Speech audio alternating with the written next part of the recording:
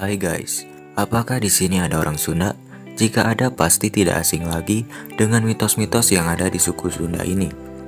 Mitos dalam masyarakat Sunda sebenarnya berhubungan dengan sebab akibat yang bermaksud baik. Mitos-mitos ini biasanya diciptakan sebagai maksud nasihat atau larangan. Apa saja mitos tersebut? Mari kita bahas. Yang pertama, jangan duduk di depan pintu. Dalam masyarakat Sunda, duduk di depan pintu dipercaya bisa mendatangkan pamali. Orang yang sering duduk di depan pintu, khususnya perempuan, dipercaya akan mendapat kesialan sampai kesulitan dalam mendapatkan jodoh. Jika orang tua Sunda melihat anaknya duduk di depan pintu, pasti akan berkata, "Ulah diuk di harapan panto bisi nonton jodoh," yang artinya, jangan duduk di depan pintu, takut susah jodoh. Walau begitu, pamali duduk di depan pintu juga bisa bermakna sebagai larangan anak-anak ataupun remaja agar tidak menghalangi orang yang ingin masuk atau keluar ruangan. Yang kedua, memotong kuku pada malam hari.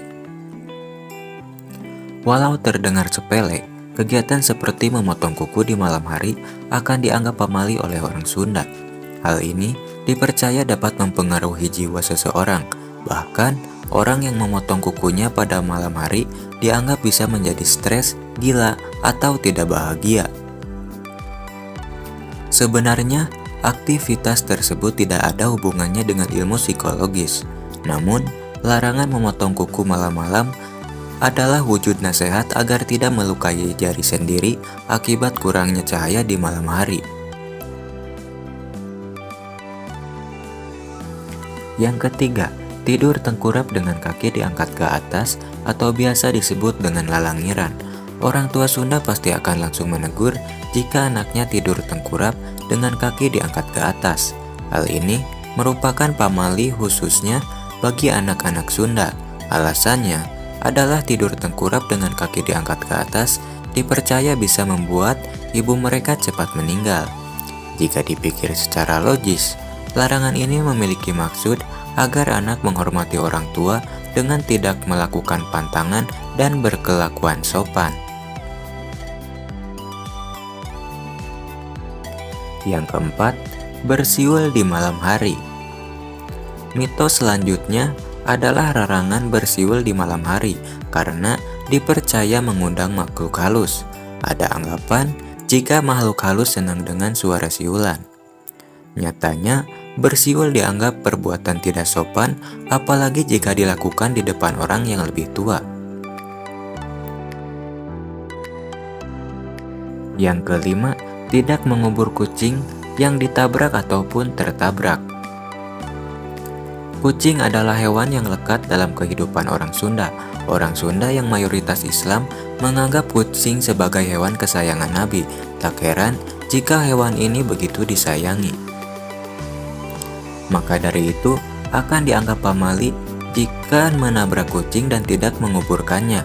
Orang yang tidak mempedulikan nasihat tersebut dipercayai akan mendapatkan kesialan.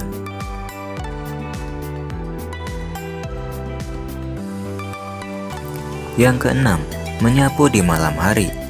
Menyapu di malam hari juga satu hal yang dianggap pamali oleh masyarakat Sunda karena dipercaya akan membuang-buang rezeki. Jika diartikan secara logis, larangan menyapu malam disebabkan bahwa orang tua Sunda dulu menilai dengan menyapu malam maka hasilnya tidak akan bersih.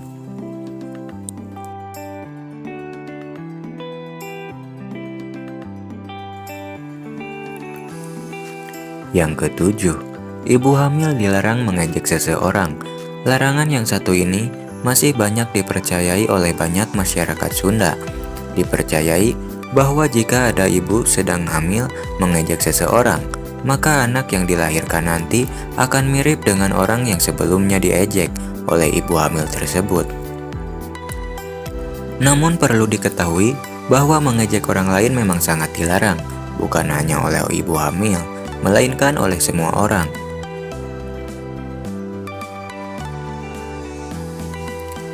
Yang kedelapan, bersuara saat makan. Mengeluarkan suara saat makan Misal dengan mengunyah makanan sembari bersuara adalah pamali bagi orang tua Sunda. Hal ini dipercaya akan menjadi mengundang pembicaraan negatif bagi orang di sekitarnya. Namun maksud dari larangan ini juga memiliki nilai kesopanan khas masyarakat Sunda. Bersuara lebih saat makan dinilai tidak sopan, apalagi jika sedang makan bersama.